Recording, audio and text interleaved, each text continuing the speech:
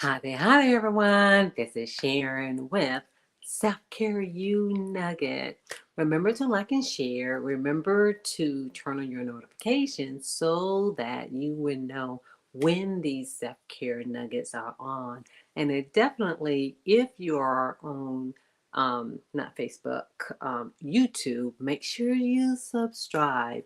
And also in Facebook, I am on my profile page and then also in the Facebook group Self Carepreneurs. So that's Self Care Entrepreneurs. And so if you are on Instagram or wherever else in the world, make sure you go and join that group because we're getting geared up into doing some wonderful things when it comes to self care.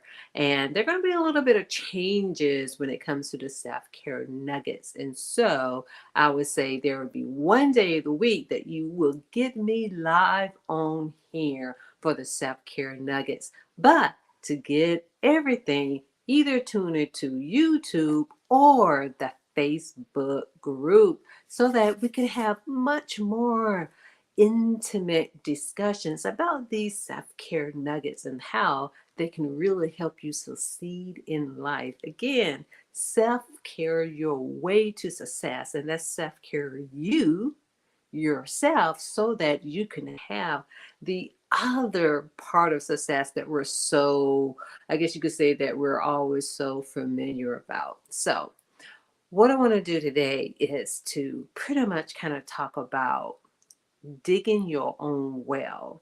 Success, true success, requires you to dig your own well. We've heard the saying of you can, give a man a fish and he'll only, eat for a day. But if you teach a person to fish, they will be eating for a lifetime because they know how to do that.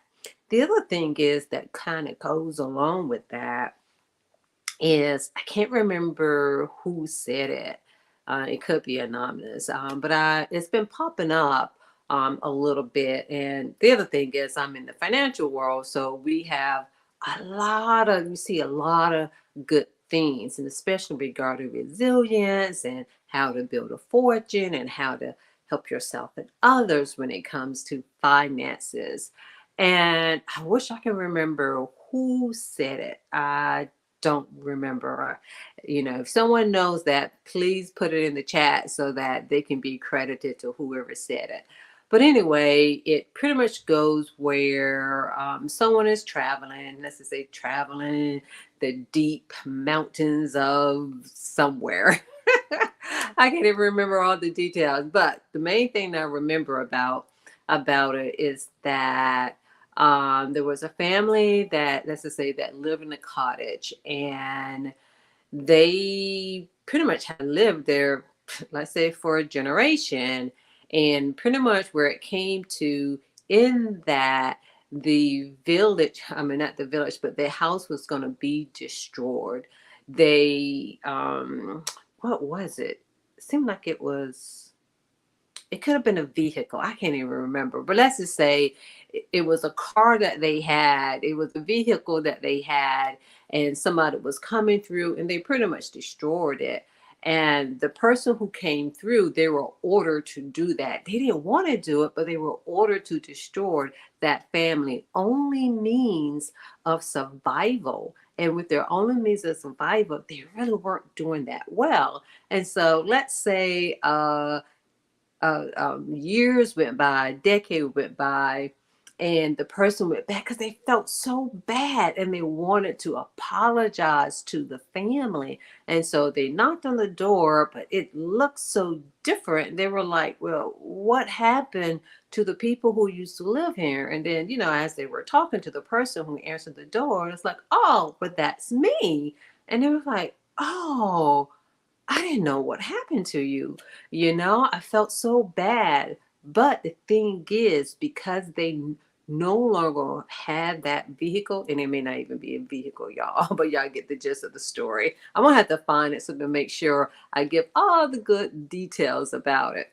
But the gist of it is because they weren't relying on something that they couldn't rely on anyway, it made them do something different.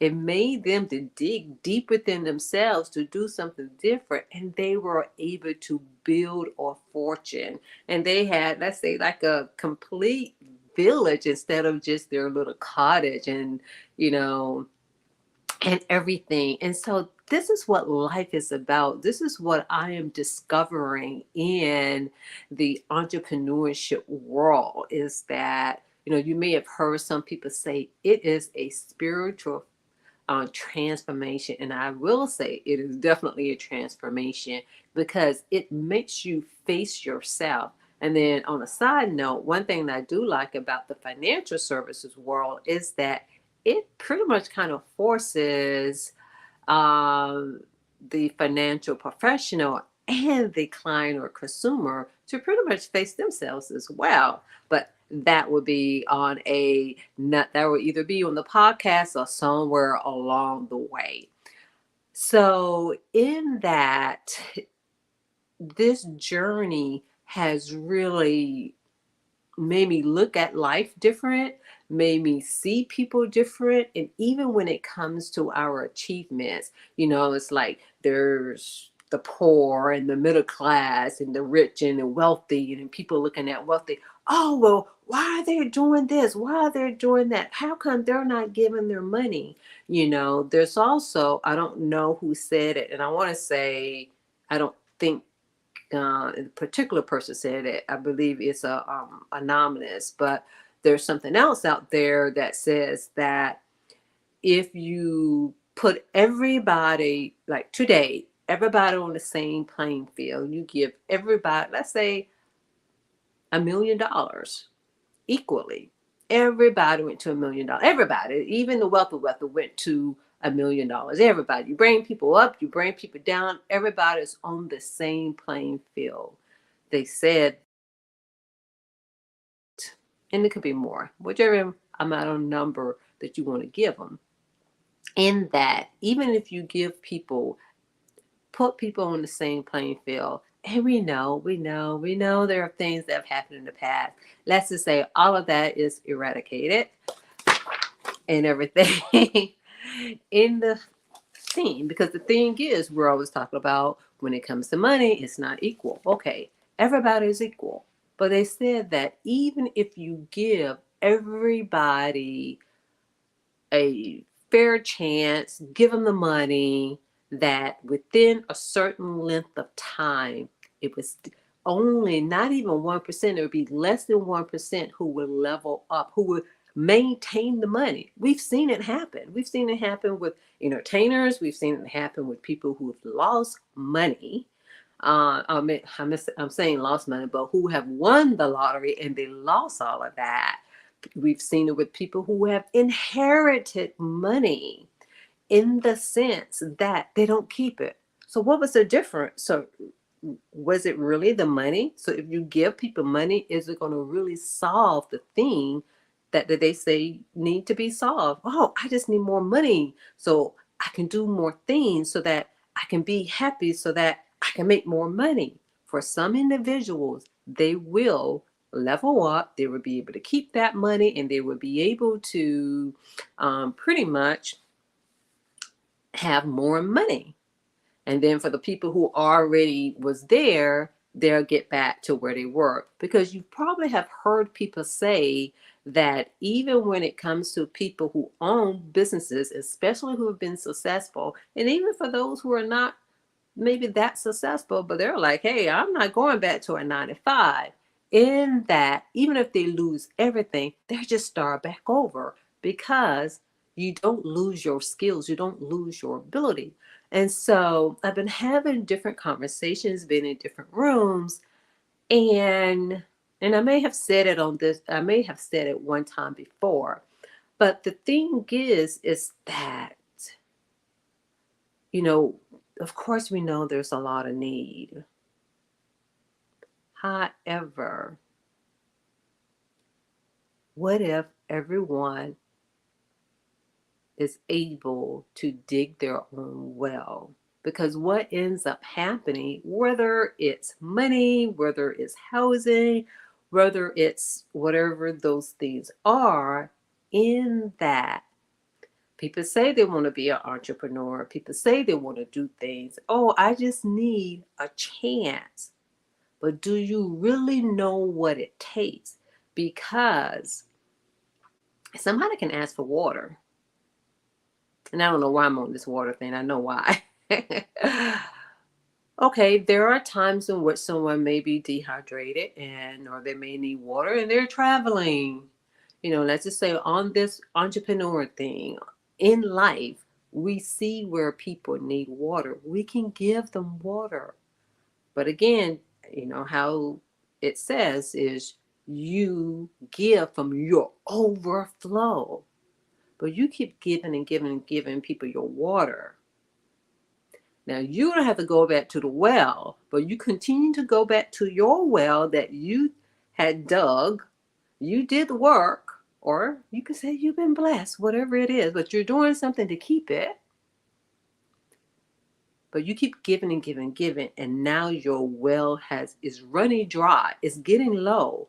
And either different people, and sometimes it can be the same people, keep giving, giving, giving.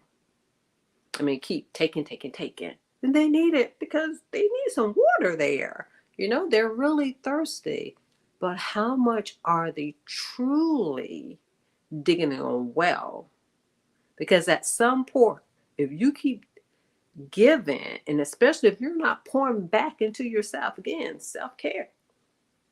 Because sometimes you may need to go and dig your own well, continue to dig your own well. Again, digging your own well is being innovative, being creative, continue to improve on your skills, continue to do the things that you need to do for your business, for your life.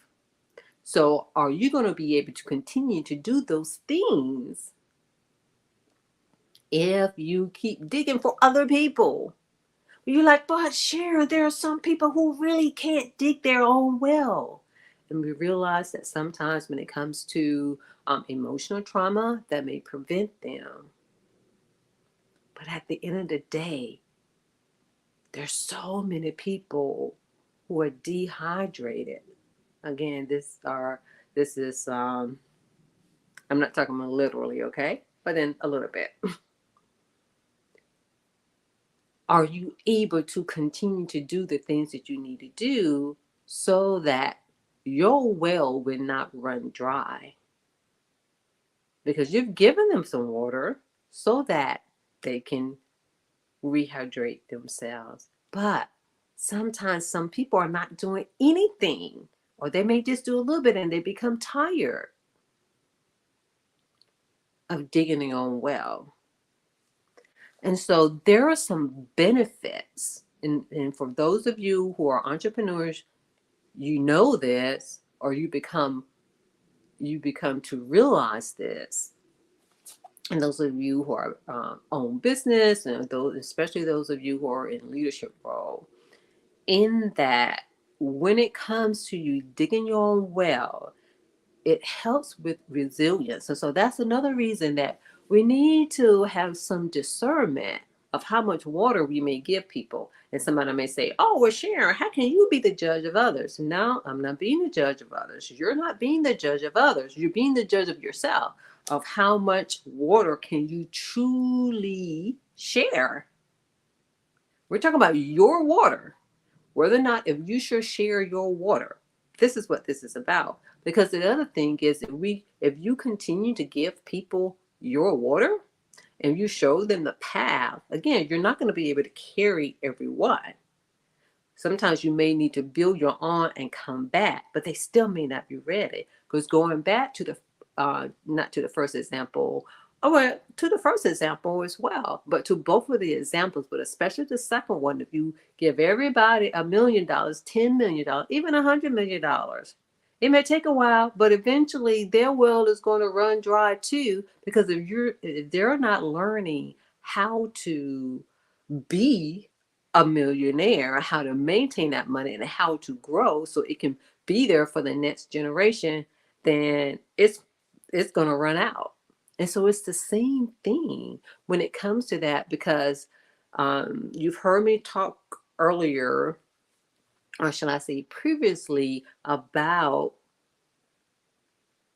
pretty much using discernment when it comes to assignments, because we can be preventing people from their own assignments. It's like, I have an assignment. And again, it's not just one assignment. Remember that, y'all. For each person that comes into our spheres, in that there's an assignment for all of us. Remember that. And so sometimes by helping, even though someone can ask for help, the first ask could be, yes, they need it, we're given.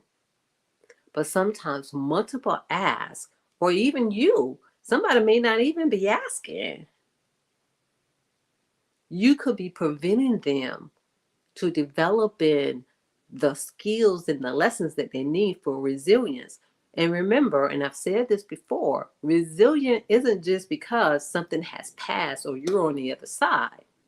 Because did you develop certain things in order to be resilient, so that when it comes across, it doesn't always mean that certain things aren't going to happen again. Sometimes, as they say, you keep experiencing the same thing over and over until you learn.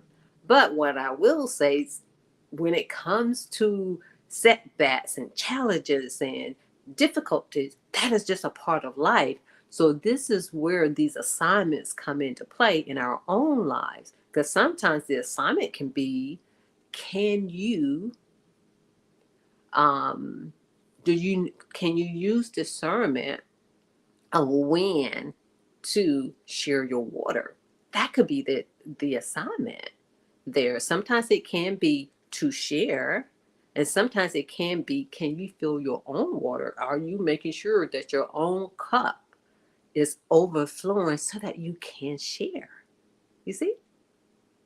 And so when it comes to that, you could be interfering with someone else's resilience, because again, we're all going to face challenges. We're all going to have setbacks.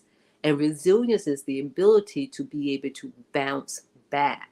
There are times you may need to crawl in order to dig that hole.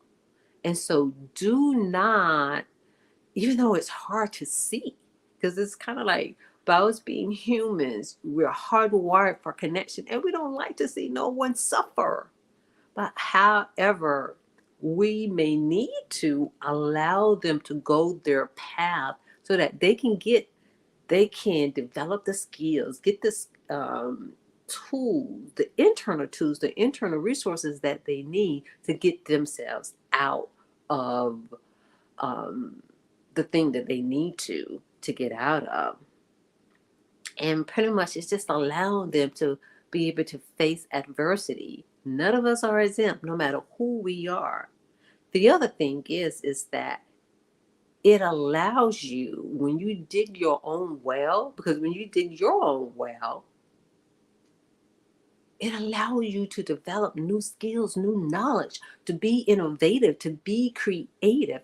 If you, especially like for those of you who have children and grandchildren, nieces and godchildren, nieces and nephews and godchildren who work with children, especially young children.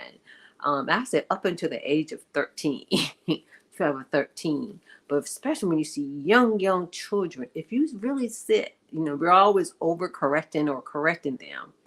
If you sit there long enough, they, as long as they're safe, they will be able to figure it out. And most of the time they do, but the adults in their lives are the one who is interrupting that. And so allow people to experience, to figure it out, to experience, to learn new skills, to experience, to learn new things. This is how we come up with the how to. There are times, I'm pretty sure we all have witnessed something or seen something. It's like, oh, well, how come they just can't just go ahead and do this? We all have a how to of how we can improve something, whether it's at home or work. We all have that ability, or at least, shall I say, most of us. Now, whether or not you're going to do it, that's a different story. But you have that ability in doing that, then you have a better way. And then you have, I like to call them shortcuts.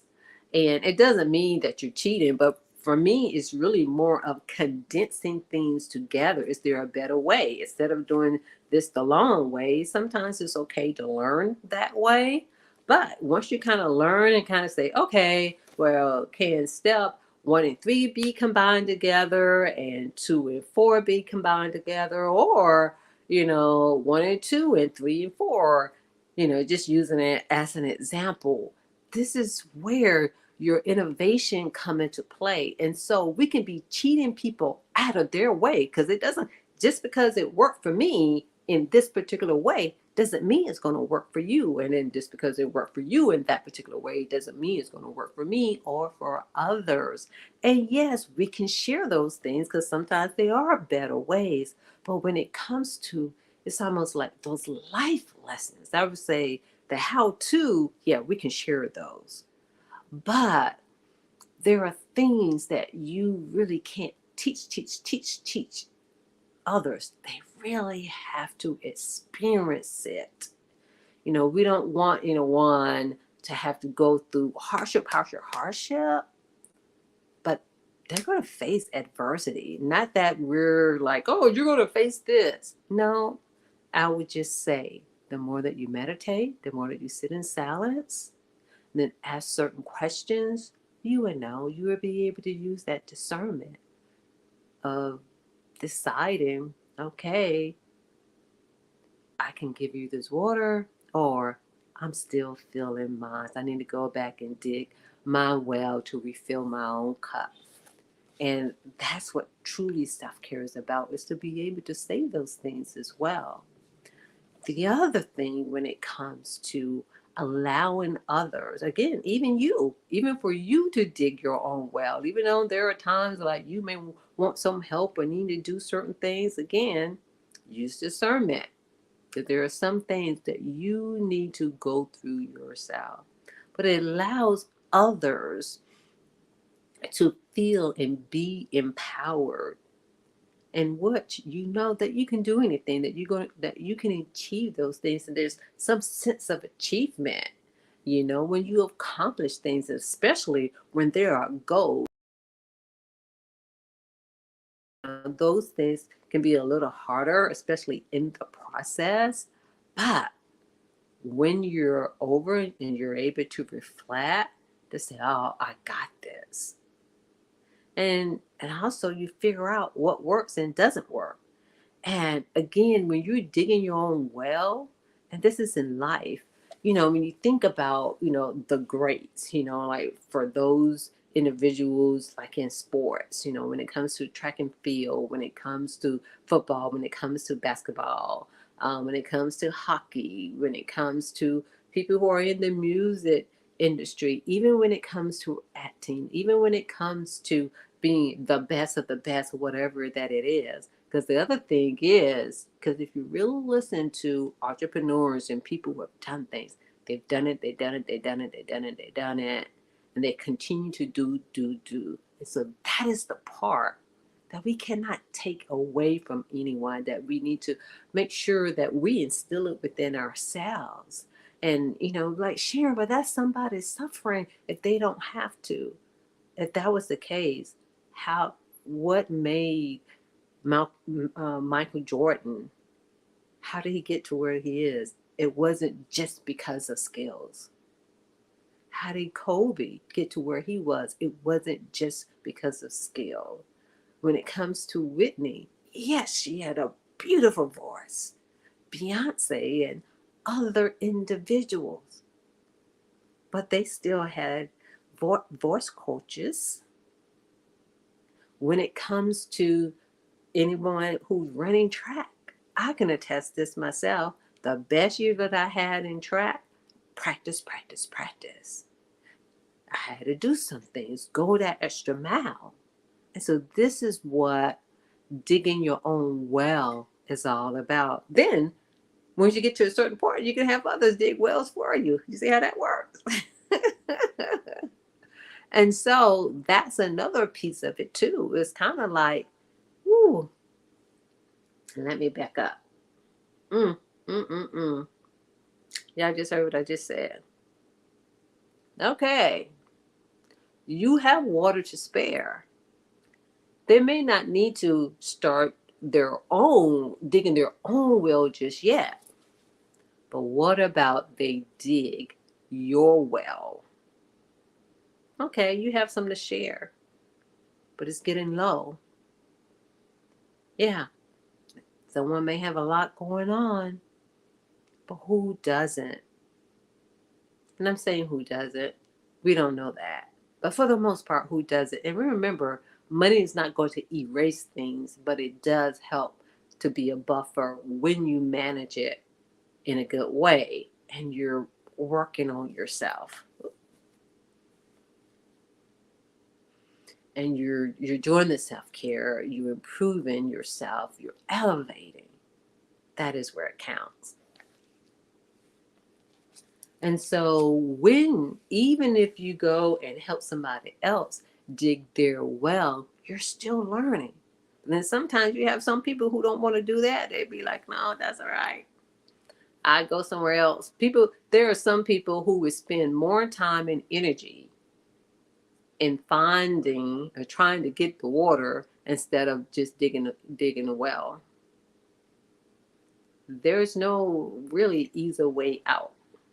Most of us, I would say, some of us had it, but usually at some point in our lives, there's going to be something. And so again, dig your own well. It's okay to get blueprints for others, but you still got to do the work.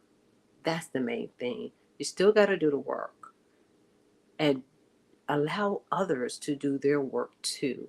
Because just by giving it, then you wonder, oh, well, I gave you everything.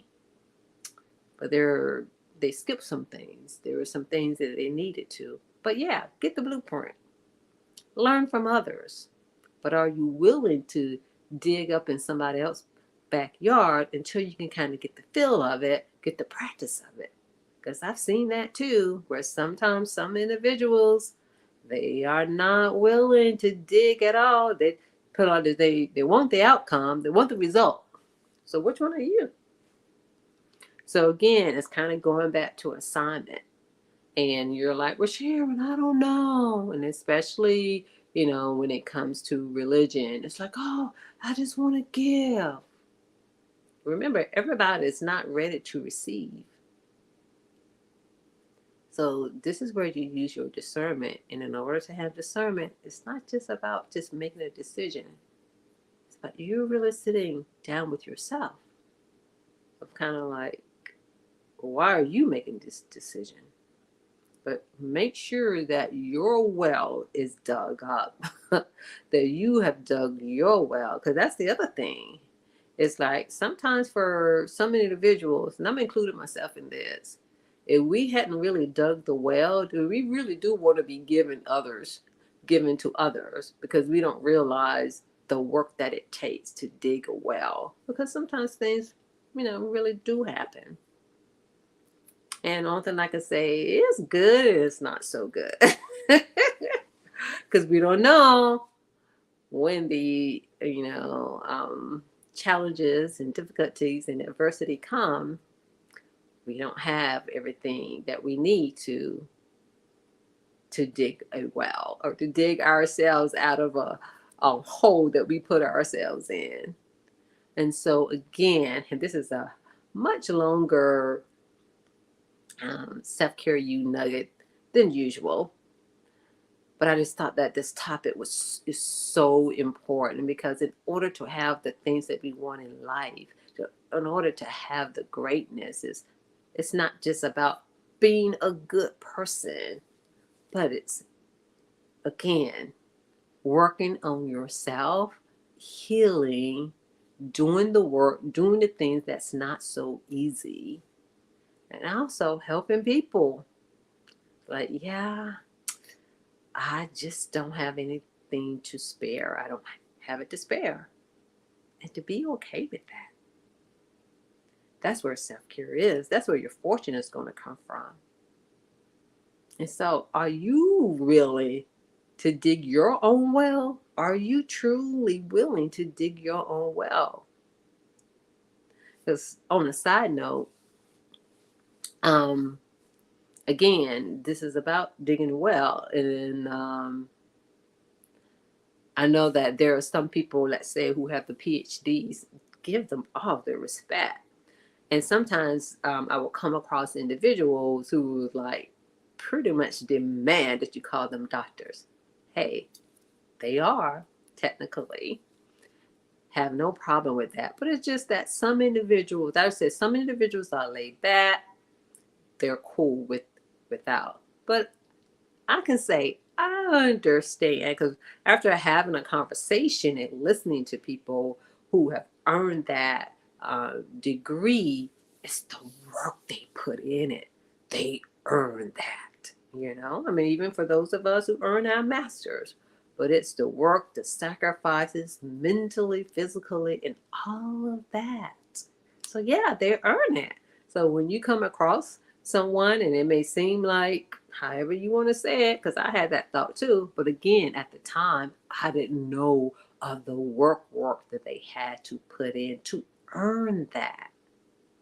And so, again, especially for those of you who may not have worked as much, you may think you did, and working to get your water and you want to share until you really dug your own well, then you will have the utmost respect and you would expect others to dig theirs because you know the value in that.